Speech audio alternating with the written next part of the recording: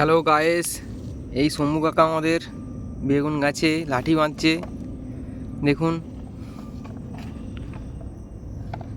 এই বেগুন গাছে লাঠিগুলো না বাঁধলে বেগুন গাছগুলো ভেঙে পড়বে একটু হাওয়াতেই। লাঠির সঙ্গে একটা করে দড়ি বেঁধে দিচ্ছে। দেখুন শম্ভু কাকা, তুমি যে এত কষ্ট করছো বেগুন গাছের পেছনে, বেগুন চাষে লাভ হচ্ছে? যা খরচা হচ্ছে সেই খরচার পয়সাই উঠছে না। কেন? এখন তো বেগুনের প্রচুর দাম। বর্ষায় তো সব গাছ নষ্ট হয়ে গেছে, পোকায় সব নষ্ট করে দিয়েছে গাছ। আচ্ছা ফের নতুন করে গাছ বসানো হয়েছে, দেখা যাক এগুলো কি হয়। আচ্ছা।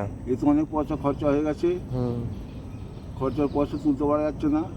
এই সামনে পুজো এসে গেছে, পুজোর ছেলে মেয়েদের জামা কাপড় কেনার পয়সা নেই।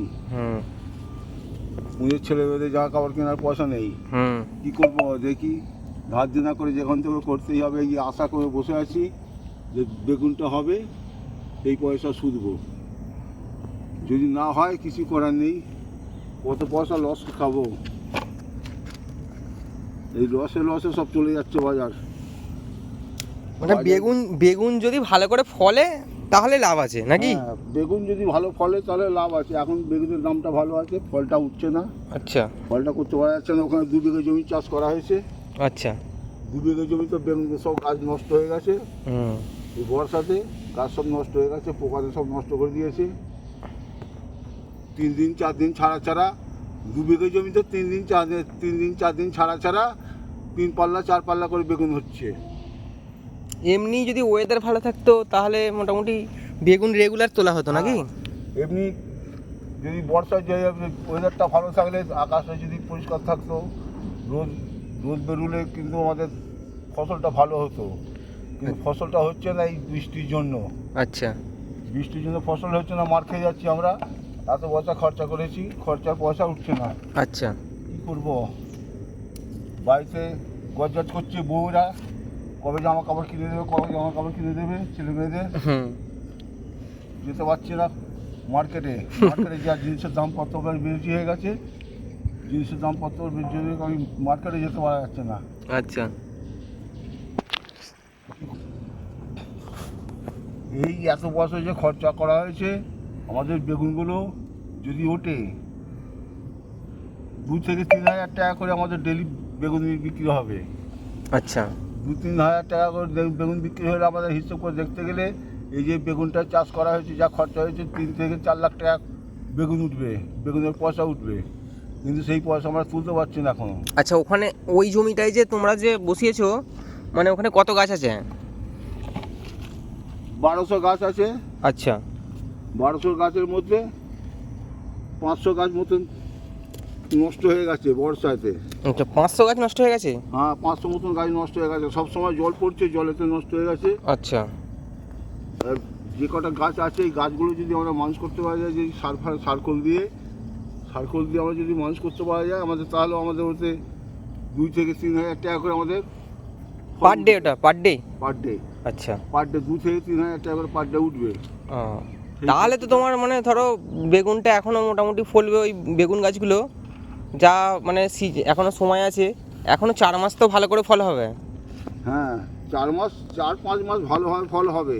আচ্ছা। যে বেগুন গাছগুলো চাষ করা, যেগুলো বেঁচে আছে, তাহলে মোটামুটি যদি 2000 টাকা করে অ্যাভারেজ প্রতিদিন হয়, তাহলে তোমার মাসে হয়ে যাচ্ছে 60,000 টাকা।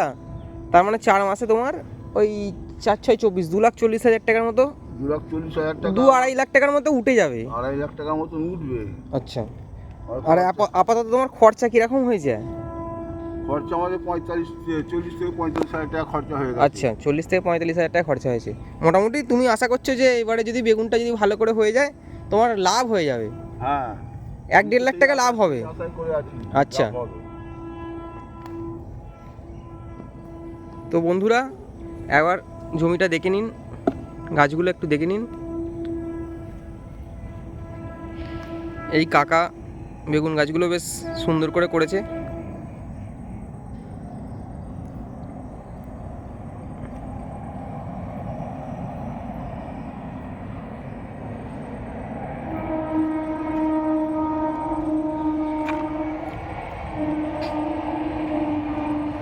এখানে সামনেই আল্ট্রাটেক ফ্যাক্টরি, এই দেখুন।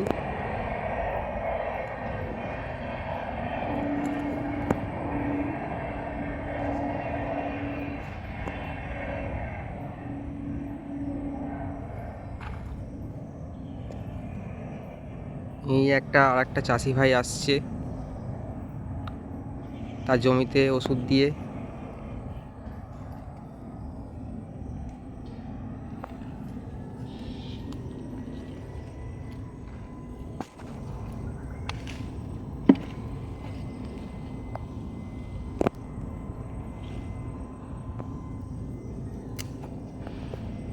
আচ্ছা, এই যে কাছে এই আল্ট্রাটেক ফ্যাক্টরি আছে, তোমার মানে চাষের কোনো ক্ষতি হচ্ছে না?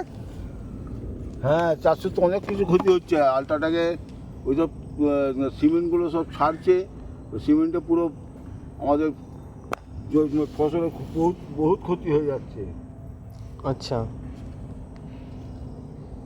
ক্ষতির জন্য আমাদের অনেক লস হয়ে যাচ্ছে। আচ্ছা। এবার ওদেরকে বলা হয়েছে, একবার বলা হয়েছে, ওরা শুনবে না।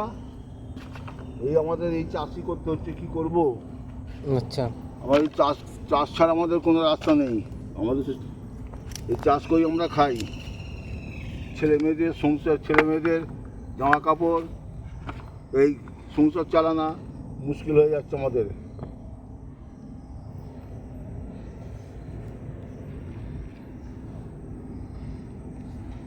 ছেলে মেয়েরা খালি বলছে জামা কাপড় কবে কিনে দেবে, বাপি জামা কাপড় কবে কিনে দেবে।